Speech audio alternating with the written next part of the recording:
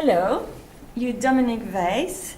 You're professor at the University of British Columbia in Canada and director of the Pacific Center for Isotope and Geochemical Research. So could you describe your field of research and career path, please? Yes, with pleasure.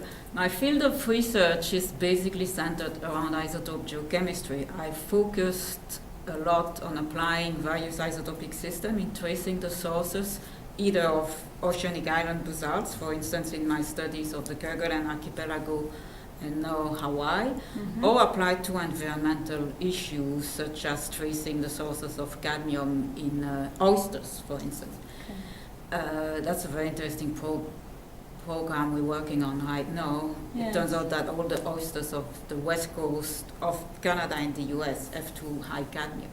Okay. So that's basically my main focus, and I enjoy a lot developing new techniques. It's basically like a game and a challenge to try to resolve interesting questions and applying the best tool. Okay, okay. And to do that, I studied in Belgium, did a postdoc in Paris, and then in Caltech in the US. Okay. Went back to Belgium, and I moved to Canada 10 years ago because I was offered a Canadian research chair and directing a new lab. Must have been interesting. First, so interesting and very challenging. Moving, especially we moved just after September 11, 2000. Oh, yes. September 11, 2001, yes, and then building a lab is always interesting. Yes, indeed. Yeah. So, what did you most enjoy actually in your career?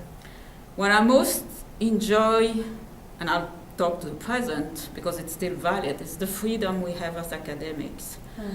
The freedom to work on what we want, and also the challenge posed to yourself, by yourself, but also by the community, trying to keep publishing, being active, and being up to date and at the front. What did you least enjoy? What do I least enjoy is probably the jealousy and difficulty today, and that's basically true just about anywhere in the world, in raising funding. Okay.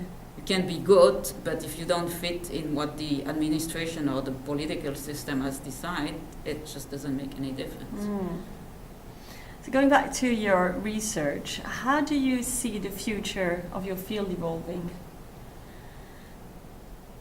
I have 2 parts to that answer. The first one is we still need more development in the instruments. That means what I'm getting at is that we need to increase the sensitivity of the instruments for isotopic analysis.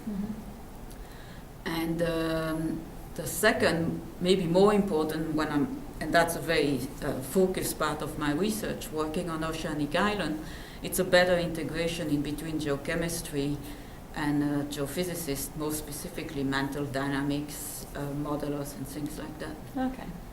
I think it's very important, and not only in that field actually, that the separate communities talk more to each other and try to understand each other. Now, as a woman, how do you think the role of female geoscientists in the community has changed during your career? I don't think it has changed very much. So what is still missing today? Let me go back to where I started. I had the privilege to have a very good mentor, who was Sarah Dutch, who was a pioneer in geochemistry. And she basically taught me how to work properly, in the lab, write papers. And she also taught me how to stand for myself. Yes. And I had a model, and that was very defining. So now that I'm getting older, I think it's very important. I see part of my role as being a mentor for young women scientists. And I think that's badly missing in the community. That's an interesting point, yes. Yeah. Okay. This year, you've been honored Geochemical Fellow of the European Association of Geochemistry and the Geochemical Society. What does it mean to you? It means a lot to me because it's recognition by the community, and especially the combination of these two associations. One is European, one is international but North American centered. So it's a recognition of my work at all levels, and that's a very important thing. Okay. So that was a very big honor, and it's a very it's a great pleasure. Yes. Okay. Finally, what advice would you have for junior researchers? In general, or just women? Maybe both. Stand for yourself, and unfortunately, I don't think you can achieve a scientific career if you don't work a lot. But also keep the moments to enjoy nature, especially at the pace it's going away or being damaged by the human action, and keep the challenge. Yes. Okay. Any special advice for women then? Special advice for women is that if they feel it's very hard, they should find another woman to go talk to, and they're gonna discover that everybody is in the same boat. Yes. And that it's by talking to each other and that they're gonna become stronger and be able to deal with the situation that are not always very easy. Okay. Great. Well, thank you so much for your time, Dominique. You're Thank very you. welcome. Thank you.